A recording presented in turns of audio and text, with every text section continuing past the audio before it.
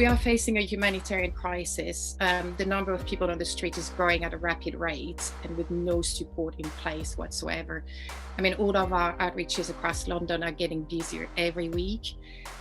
We responded to the effects of the coronavirus by joining forces with partner organizations such as, Museum of Homelessness, the Outside Project, the Simon Community,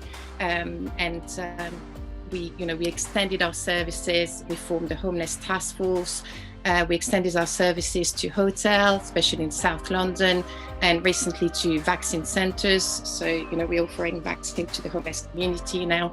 In this humanitarian crisis, let's be very clear that the government is leading the way with its constant policies of austerity, such as relaunching RSSS, ending the ban on evictions, and on local levels, the councils such as Westminster, Camden are abusing their powers. They're letting people out without support, regardless of condition, and ignoring SWEP. This winter, there is a complete lack of humanity. Maybe it was my naivety, but even more, the local authorities, it feels like some of those key ones have even that element of sort of care that they had.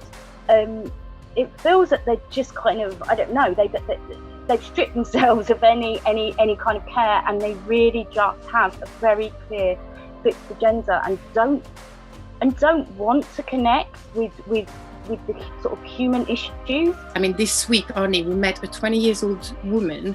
She was 4 months pregnant. She was sleeping on the street, and above her head there was a notice to leave, which was signed and sellotaped to the wall above her head by TfL. And a few nights later, at 11 p.m, she was moved alongside with other people from her group by police and council people.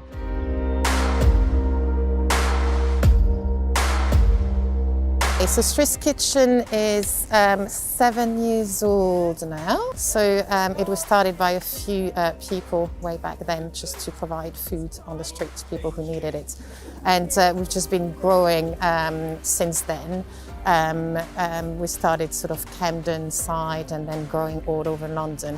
Our motto is solidarity, not charity. That is extremely important. This is at the core of everything that we do. It's all about human interaction and being there for people and providing food to whoever needs food.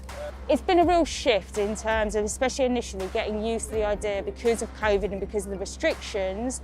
Whilst we didn't hesitate to be out there, throughout, day in, day out, obviously even the setup, so say we're very much around, yes, we provide the food, but that's our way of connecting with people. And actually the reason that a lot of people come to and really connect with us is actually that they feel safe. A lot of services stepped back at the start of the pandemic, and we had to ensure that we could carry on, provide food and support to people on the street.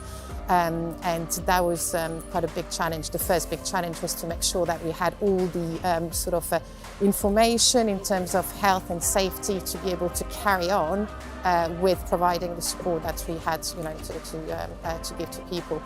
And obviously the challenge for the people who we were seeing was that they didn't have access to services anymore.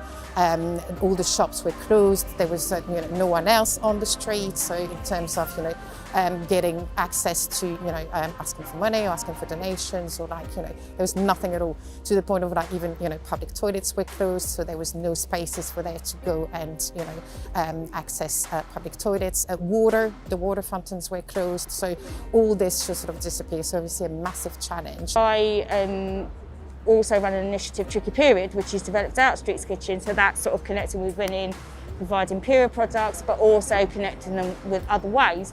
And there were a lot of the women on the streets were actually feeling more scared than ever. The streets were so quiet that they were actually more vulnerable. So there was a lot of fear around that. And obviously in terms of hygiene and stuff and periods, there was literally nowhere.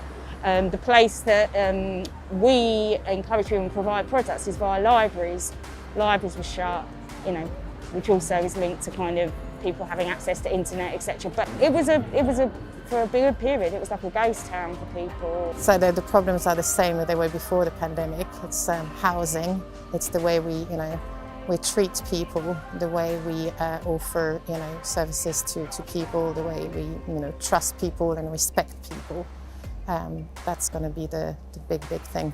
And there's more and more people let out as well on the streets, and more people out there losing their jobs, losing their homes. We see the numbers are increasing on the streets at the moment. So it's just, now is the time to sort of review the entire system and the way, our society is dealing with that. But we are more confident when we're out there because we're knowing the basic people's rights, and so we feel confident in telling people these are your rights and this is what you can and can't do. And I think, and we need to, because together we can sort of help people have a voice. And so I think that, and just knowing that you can sometimes, in a society like this where you get all these messages coming at you, you can sometimes almost be fooled or convinced into thinking maybe it's me, maybe I'm wrong, maybe it's it.